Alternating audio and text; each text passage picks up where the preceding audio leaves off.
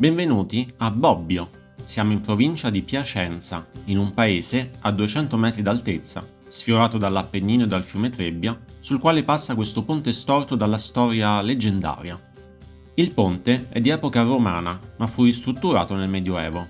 È un ponte strano, infatti sale e scende lungo gli 11 archi, snodandosi come un serpente sopra il Trebbia. Non a caso si chiama Ponte Gobbo. Questo ponte era fondamentale per Bobbio durante il Medioevo e l'epoca romana. Infatti, permetteva il collegamento sia con la Liguria che con la Toscana, che si trovano entrambe dall'altra parte dei monti. Sebbene il ponte non sia molto conosciuto, ai più attenti potrà sembrare familiare, poiché è visibile sullo sfondo della Monna Lisa di Leonardo da Vinci. Ma il ponte ha anche una sua leggenda, è infatti anche noto come Ponte del Diavolo. Pare infatti che il diavolo avesse offerto a San Colombano, il fondatore del locale monastero che vedremo più tardi, di costruire un ponte, in cambio della prima anima che l'avrebbe attraversato. San Colombano accettò, ma non si fece fregare. Appena costruito, fece attraversare il ponte da un animale che in alcune versioni pare essere un cane, in altre un gatto, in altre ancora un orso o un asino. Così il diavolo, arrabbiato per essere stato ingannato, se ne andò, tirando un bel calcio al ponte che rimase gobbo. Andiamo verso il paese e a un centinaio di metri giungiamo nella piazza principale, la piazza del Duomo, in cui troviamo anche la cattedrale di Santa Maria Assunta. Oggi siamo fortunati e vediamo qui una manifestazione musicale. Si tratta di una chiesa molto antica. L'edificio risale all'XI secolo, ma le decorazioni interne vanno dal 400 all'800. Vi piacciono gli affreschi?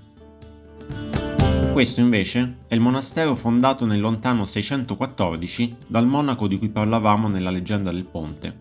Infatti, questo monaco irlandese, San Colombano, costruì un monastero con il favore della regina longobarda Teodolinda.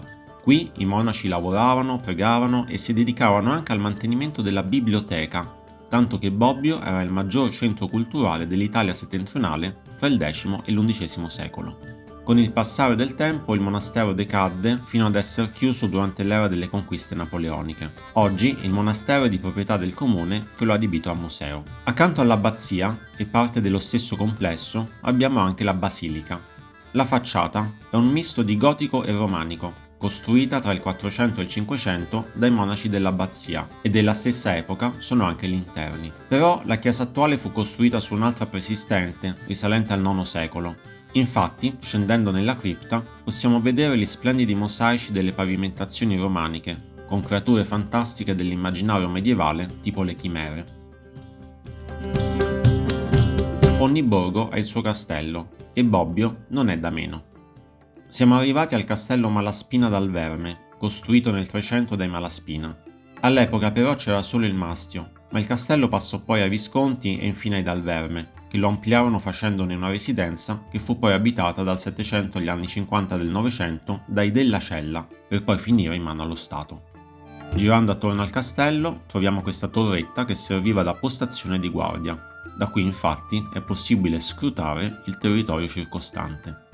Entrando possiamo vedere ancora dei residui di affreschi antichissimi e alcune stanze più moderne che risalgono all'epoca della famiglia Della Cella, come questa camera da letto e il salottino in stile Liberty. Scendendo, percorriamo di nuovo il centro del paese, per arrivare al santuario della Madonna dell'Aiuto. Il santuario, settecentesco, sorge qui perché in questo luogo avvenne un miracolo.